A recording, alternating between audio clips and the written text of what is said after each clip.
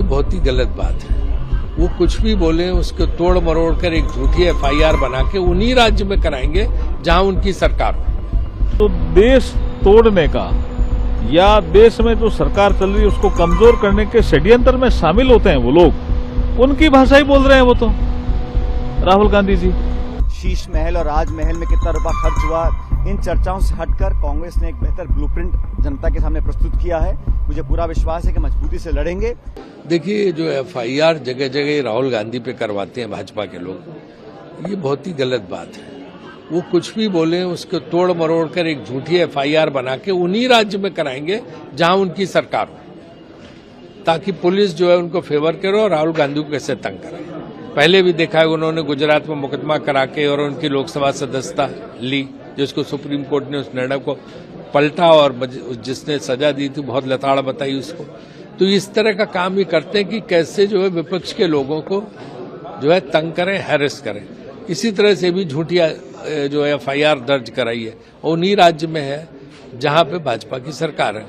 जिस तरीके से अभी आया है कि सुप्रीम कोर्ट ने स्टे करी है राहुल गांधी के खिलाफ जो भी डेफेमेशन जो सूट हुआ था अमित शाह के रिमांड कर दिया था, उन्होंने ट्रायल कोर्ट में उस प्रोसीडिंग को स्टे करने के लिए अभी सुप्रीम कोर्ट ने ऑर्डर दिया है। तो वही सुप्रीम कोर्ट को फिर दखल देना पड़ता है, क्योंकि न्याय जो सही बात है फिर सुप्रीम कोर्ट को कहनी पड़ती है। ये जहां जहां इनकी सरकारें हैं वहां ये पूरा जो है 3 तिकड़म के जरिए राहुल गांधी के खिलाफ इस तरह की एफआईआर दर्ज कराते उनको तंग करने के लिए। इनकी आदत है कि विपक्ष के लोगों को तंग करो और किसी तरह से सत्ता पे कब्जा बनाए रखो। बीजेपी का एक बहुत बड़ा आरोप है कि क्लीन पॉलिटिक्स की बात करते हैं। आम आदमी पार्टी के पास सबसे ज्यादा क्रिमिनल रिकॉर्ड के बाद है और उसके बाद कांग्रेस के लोग हैं जो कैंडिडेट्स हैं उनका क्रिमिनल रिकॉर्ड है। ये बहुत बड़ा आरोप बीजेपी लगाती है, आप इसको कैसे डिफेंड करेंगे? मैं तो ये देखता हूँ कि जितने इस तरह के लोग हैं, अपराधी तत्व हैं, आर्थिक अपराधी हैं, जो भी हैं, जैसे ही भाजपा में शामिल हो जाते हैं फिर ये कहते हैं कि नहीं अभी अपराधी नहीं रह गए। उसके पहले भाजपा आरोप लगा के कहती रहती कि सब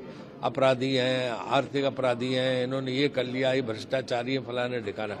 और जैसे जिस सुबह उन्होंने उनकी सदस्यता ले ली फिर वो जो में गंगा जल लगता है कि गंगा नहा के आ गए। अब तो उनकी आदत है। ये आपने सोचा होगा सर, जिस तरीके से बांग्लादेशी एंगल में सैफ अली खान की बात कर रहे हैं कि बांग्लादेशी इन्वॉल्व थे, लोग बोल रहे हैं कि हमारी जो बॉर्डर की सिक्योरिटी है उसको टैंपरिंग हो रही है और केंद्र सरकार को उस पर ध्यान देना चाहिए। सबने ये इस चीज को इश्यू उठाया है क्योंकि जो अटैक हुआ। देखिए, बांग्लादेश सीमा निश्चित रूप से चिंता का विषय है और हमारे पड़ोसी देशों से रिश्ते भी चिंता के विषय है कि कैसे लगातार खराब होते चले जा रहे हैं। बांग्लादेश हमारा बहुत बड़ा समर्थक होता था, पता नहीं क्या विदेश नीति है इस भारत सरकार की, या क्या इन्होंने इतनी जो है समय पे ये नहीं बरती सावधानी कि बांग्लादेश बॉर्डर पर निश्चित रूप से हमारे लिए चिंता का विषय है।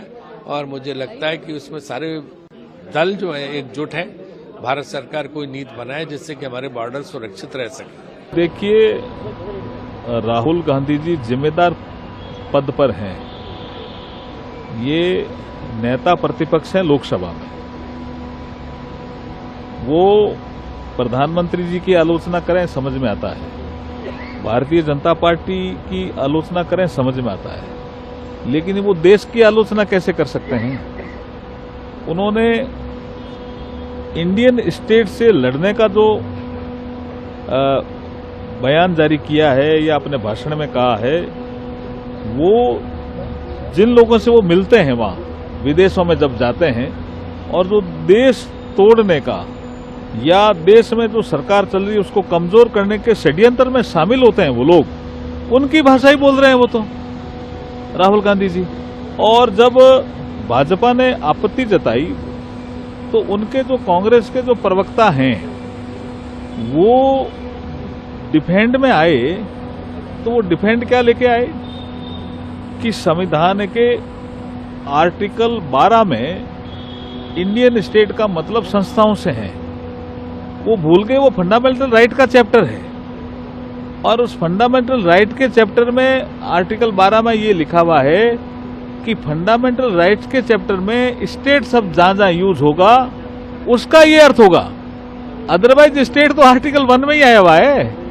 इसका मतलब आप देश की संप्रभुता को चैलेंज कर रहे हैं और आप जिम्मेदार पद पे बैठे हैं। पूरे देश में इसकी आलोचना हुई है राहुल गांधी जी के इस बयान की और निंदा भी हुई है। अरविंद केजरीवाल कह रहे हैं कि आप लोगों का सपना तो कुछ है नहीं, अब फ्रीबीज देने की बात करें। प्रधानमंत्री जी से पूछा है, प्रधानमंत्री जी ने तो फ्रीबीज पर आपत्ति जताई थी जब हमारी बात आई थी, और आज आप लोगों का जो संकल्प पत्र जारी है उससे साफ पता चलता है कि फ्रीबीज।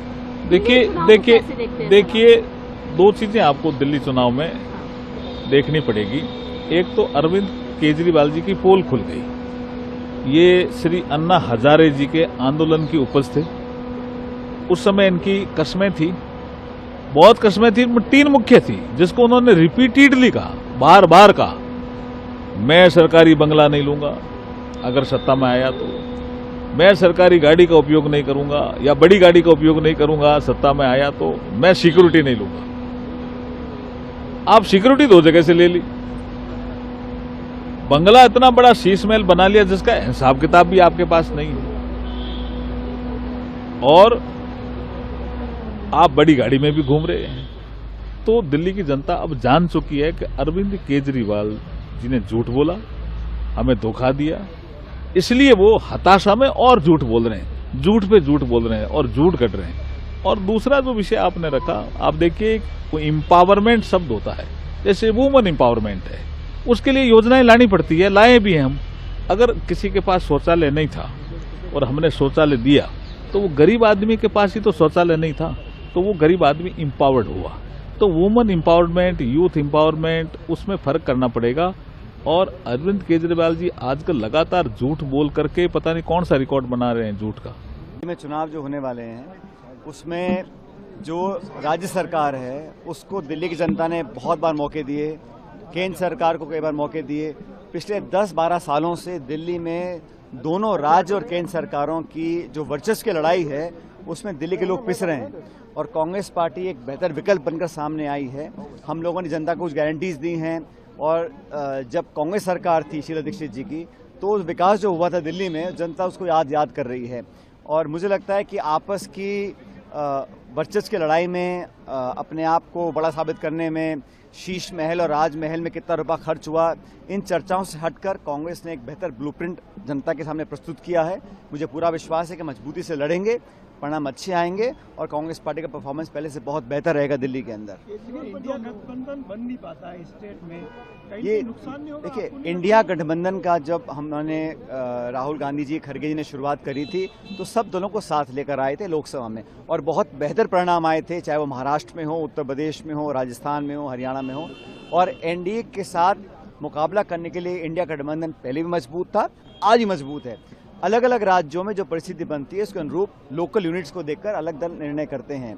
और जहां तक इंडिया गठबंधन की बात है, पहले भी मजबूत था, आज भी मजबूत है, और भारतीय जनता पार्टी को चुनौती देने के लिए नेशनल लेवल पर अगर कोई दल है तो वो कांग्रेस पार्टी है। केजरीवाल जी पर कल हमला हुआ था, वो किस तरह से देखते हैं? नहीं, मुझे लगता है कि हिंसा की कोई जगह राजनीति में नहीं होनी चाहिए, लेकिन जो जनता जवाब मांग रही है, जिन लोगों को सत्ता दी थी दिल्ली में, केंद्र में और राज्य में, दोनों भाजपा और आम आदमी पार्टी सिर्फ आपस में तू तड़ाक और आरोप प्रत्यारोप में फंस गई है, और मुझे लगता है कि दिल्ली के लोगों को उसका खामियाजा उठाना पड़ रहा है। लोग बेहतर विकल्प चाहते हैं और अच्छा ऑप्शन कांग्रेस पार्टी बनकर सामने आई है।